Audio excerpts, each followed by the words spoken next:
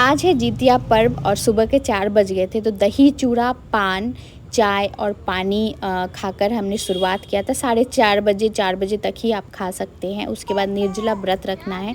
कल का चढ़ाया हुआ सरसों के तेल से बाबू की दादी उसकी मालिश कर रही थी। और ये है मटर का घुगनी, जिसको सुबह हमने भिगो दिया था।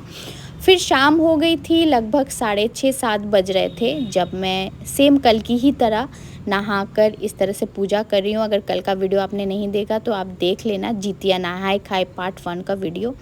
तो यहाँ पे भीगे कपड़ों में ही मैंने यहाँ पे 5 बार सिंदूर का टीका लगा के झिंगली का पत्ता ले लिया था 3। उसके ऊपर बेलपत्र को इस तरह से हाथों से मोड़कर आपको झिंगली के पत्ते के ऊपर रखना है। तीनों पत्ते के ऊपर आपको रख देना है बेलपत्र को। जिस तरह से मैं कर रही हूँ ठीक उसी तरह करना है। उसके बाद हम लोग यहाँ पे अगरबत्ती दिखाएंगे और प्रणाम कर लेंगे।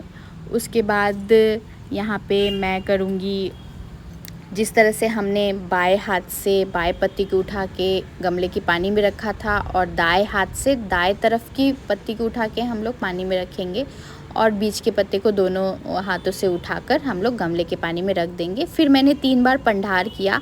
पंडार करने के बाद मैंने गमले के पानी को बहा दिया और पत्तियों को साफ़ जगह पे आपको फेंक देना है और फिर से आपको नहा लेना है, जिस तरह से हमने कल किया था। तो ये सारी विधि करने के बाद मैंने चेंज कर लिया, मैं रेडी हो गई।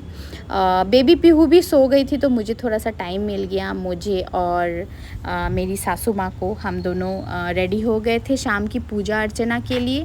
तो शाम को हम रेडी होने के बाद गोसाई पितर घर में गए, जहाँ पर जितने भी फ्रूट्स थे हम लोगों ने सब ने उसको साफ़ कर लिया और मैंने अपने सासू माँ को इस तरह से आलता लगा लिया। मैंने खुद भी लगाया आलता, ये नियम के अंतर्गत ही आता है। और मेरी सासू माँ ने मुझे नाक से सिंदूर पहना दिया, जो रस्म है। उस तरह से हम लोग एक के बाद एक विधि पूर्वक सारी चीज़ें कर रहे थे। तो हमने पूजा स्टार्ट किया, तो जितने भी फल आए हुए थे सबको सिंदूर लगा के टीका किया हमने और सबको यहाँ पे डाला भरना बोलते हैं। एक बार जब टीका हो जाएगा तो फिर मैं डाला भरूँगी। मैं आगे दिखाऊंगी आपको कैसे भरते हैं। इसके लिए मुझे बेलपत्र और यहाँ पे मान का पत्ता और आपका बांस का पत्ता का ज़रूरत पड़ेगा और सिंदूर की ज़रूरत पड़ेगी। और यहाँ पे कुछ जैसे पान का पत्ता, सुपारी और यहाँ पे आपका सुबह जो हमने भिगोया था मटर का चना घुगनी, उसकी ज़रूरत पड़ेगी। थोड़ा सा चावल लेंगे हम।